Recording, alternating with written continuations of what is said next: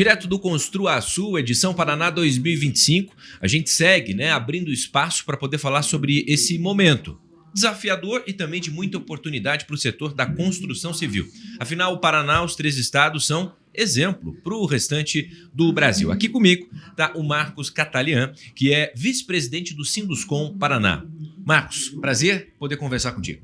Prazer falar com você. Vamos lá, falando um pouquinho sobre esse momento desafiador, alguns anúncios, aliás, não só anúncios, decisões que foram tomadas já passam a valer e que colocam não apenas o setor em xeque, mas o momento econômico, que com juros em alta, isso tudo acaba afetando o nosso setor da construção civil.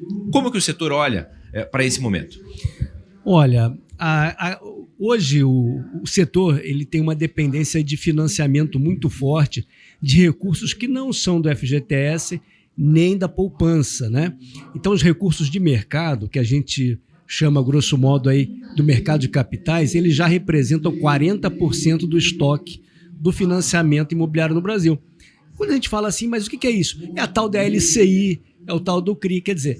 Então, assim, no momento que a poupança, que sempre financiou imóvel, está em baixa, né, está com dificuldade de captação, está tendo, na verdade, perda de recursos, o jeito de crescer o mercado imobiliário é com o mercado de capitais. Tributando, você prejudica isso. E a perspectiva que se tem, que de fato o tempo ajude a maturar melhor as ideias ou até rever algumas decisões que num determinado momento a gente pode entender como equivocadas? Creio que sim, porque uma das características da construção civil é a sua multiplicação de empregos, né? Ela gera emprego muito rapidamente. Eu vou dar um número para vocês entenderem. A gente tem no Brasil, aproximadamente com carteira assinada, 40 milhões de trabalhadores. Na construção civil são 3, quer dizer, a gente tem 11% aproximadamente dos trabalhadores de carteira assinada no Brasil, né? Ou seja, ela gera emprego muito rápido e com uma vantagem, esse emprego é disseminado, tanto faz se a cidade é grande, pequena, tem construção civil. Então, tributar é prejudicar ali a originação de emprego. Hoje, quando a gente olha para o setor da construção civil, em especial os 3 estados do Sul, que estão reunidos nesse evento no Construa Sul, de que maneira entender especificidades de cada estado e o quanto boas práticas podem ser compartilhadas, esses exemplos que se conversam rumo ao progresso? Olha, aqui o Paraná deu o exemplo nacional, acabou virando case nacional, com o programa Casa Fácil, quer dizer que o governo do estado passou a financiar a entrada do Minha Casa Minha Vida, dando R$20 mil para as famílias de até 3 salários mínimos, e hoje já conseguiu entregar mais de 110 mil famílias recebendo sua casa apoiada pelo governo do estado. Isso aconteceu também em Santa Catarina, no Rio Grande do Sul, com uma prática positiva.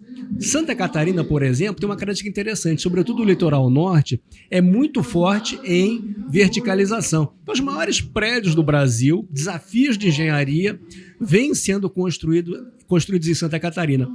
O Rio Grande do Sul, especialmente ali a região de Porto Alegre, a partir da situação das enchentes, que foram muito graves, vem passando por um processo não só de reconstrução, requalificação, mas também de prevenção ambiental. Então são lições que está dando para o Brasil inteiro.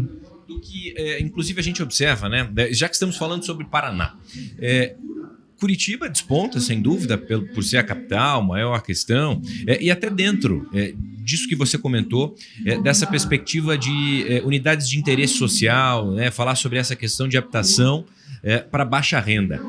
Hoje, esse mecanismo, a forma como está se buscando essa solução, isso está revolucionando não só a questão de você poder dar a casa própria para quem tanto sonhou com isso, mas de ajudar o setor, no momento, a oferecer unidades que também possam estar contempladas para esse segmento que está, acredito eu, que é o maior, da maior parte da população e que não tem acesso a condições de chegar lá.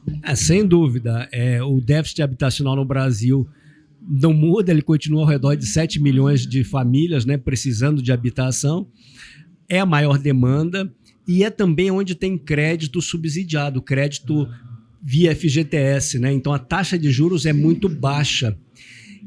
Esse mercado está crescendo. Esse ano, por exemplo, de 2025, é o maior orçamento da história do FGTS, vai para 160 bilhões, né, pegando aí o chamado faixa 4, que aí são imóveis de 350 a 500 mil reais. E aí, com a complementação dos governos de estado, você tem uma multiplicação dando o imóvel para a família, que, sem sombra de dúvida, quem já viu uma entrega de chave não sai transformado, porque nada é mais transformador do que uma casa para quem não tem casa. Isso tem um impacto assim, difícil até de calcular, porque não é impacto só econômico, é impacto emocional, é um impacto geracional. Então, assim, o benefício da casa própria é fantástico e, claro, isso movimenta a economia e movimenta as construtoras, né? Marcos, como olhar com cautela para esse momento em que, claro, como dissemos no início, é desafiador, mas para que... e é interessante que o planejamento ele é fundamental, né? Porque um prédio não se constrói do dia para a noite, são 2 ou 3 anos, e nesse trajeto, nesse caminhar, as melancias vão se ajustando, muita coisa vai mudando conforme o momento econômico.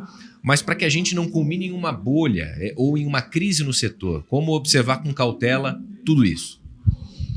Olha, com dado, né, com informação, né, justamente é o que as entidades, através de trabalho de empresas especializadas, procura fornecer informação de qual é o volume que está sendo colocado, qual é o nível de estoque, qual é a absorção, para que, na verdade, os empresários possam, munidos de informação, tomar melhores decisões. A inadimplência é muito baixa. Então, a inadimplência, por exemplo, no setor imobiliário do SBPE, que é o imóveis de classe média alta, está abaixo de 2%, é 1,5%. Então, assim, o crédito que é concedido é um crédito concedido com muita segurança. O valor emprestado é muito baixo em relação ao valor do imóvel. Para dar uma proporção, a gente empresta aproximadamente 65% do valor do imóvel. Então, assim, ele tem uma garantia muito forte. O setor é muito sólido. Então, eu acho que tem que ter uma atenção, evidentemente, mas a informação e o planejamento das empresas permite essa adequação. E para encerrar, essa informação através do próprio Sinduscom, que está ali para auxiliar, prestar não só esse auxílio, mas para pegar na mão do associado e para falar que juntos é possível crescer e chegar em um local, aliás, pensar num futuro cada vez mais, não só de muito desenvolvimento, mas também bastante sustentável. Sem dúvida, né? Por isso que se unir às entidades, se aproximar, encontrar colegas, trazer problemas comuns, ouvir como é que os colegas estão resolvendo situações comuns, ter força junto ao poder público, né, para sempre melhorar o ambiente de negócios, é fundamental. É importante dizer que a demanda está forte, porque o emprego está muito forte, né? Então a gente tem uma população demandando. E, frequentemente, embora pareça que as cidades, e Curitiba, por exemplo, é um canteiro de obras, frequentemente você encontra espaços de mercado que ninguém está trabalhando, que ninguém está atendendo, e, na verdade, está faltando imóvel. Hoje, o giro de mercado é muito rápido, de modo que alguns lançamentos, mesmo esse ano, estão sendo lançados e esgotados no lançamento, né? Ou seja, existe um ambiente favorável e tem que saber, claro, se posicionar nesse ambiente. Conversei com o Marcos Catalian, que é vice-presidente do Sinduscom Paraná, direto aqui do Construa Sul, edição Paraná 2025. Claro, um tema importante, entrevista pertinente. Quero agradecer a você, Marcos. Obrigado. Obrigado, um abraço a todos.